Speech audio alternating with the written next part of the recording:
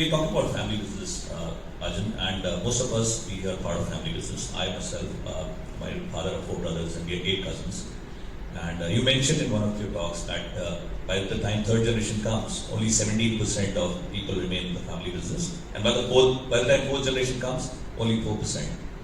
So how have you managed the harmony amongst the Mittal family between you, Sunilji, Rakeshji, and anything which you do regularly on a weekly or a fortnightly basis, and what are your plans to make sure? Of course, you mentioned about professionalizing the business, but yes, there is a red line and there are certain decisions which you guys take.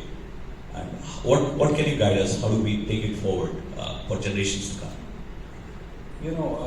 Globally, 4% of the business survive generation to generation. We are a first generation, thankfully, just now between me, Sunil and Rakesh. And we are 2 years apart to each other. We're more like friends. We've grown more like friends. First generation, it works. Some give, some take. It happens. Second generation, if you set the structure right, it will work. A third generation, I won't be around, so I'm not going to bother. Let them handle their affairs. I mean, come on, I'm not here to. So clearly, you have to give and take. It does not work. Those days are gone when, there used to be a patriarch who would run the show. Everybody's ideas, everybody wants independence. And eventually, if you don't give them, wherewithal and space to move, these things will come around. And they happen regularly. There's nothing new and nothing odd about it. And if you just read what 150 years old Godrej family, which has been there, now this is their 4th generation. Now they've decided to start moving into parts and pieces.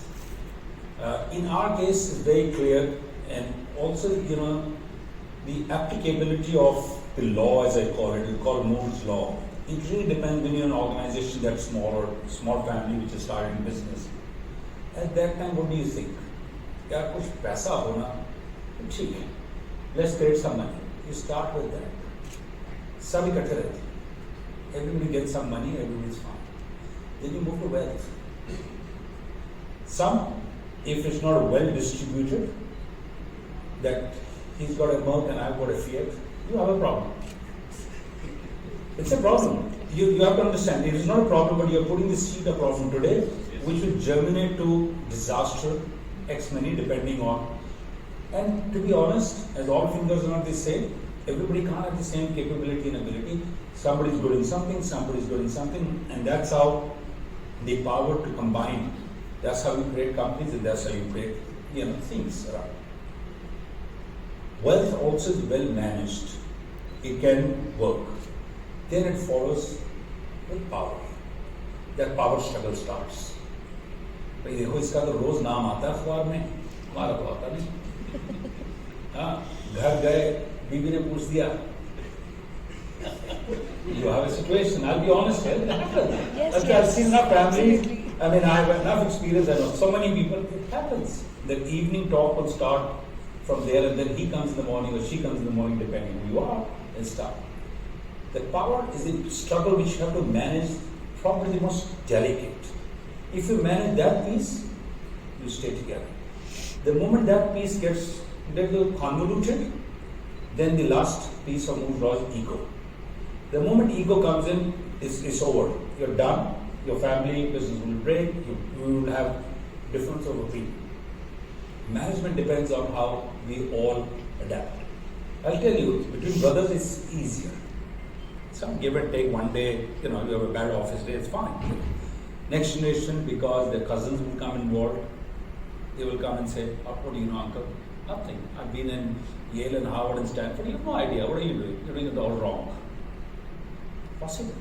That first flush starts. So the elders have to manage well, and depending on family to family, if you're an entrepreneur with it's set that he has to or she has to enter the business, it's fine. In our case, it's not set. Highly unlikely one of the kids will come into the business. Highly unlikely. None of us. We've got 6 boys between the 3 brothers, and we have 1 daughter. She's settled outside. 6 boys.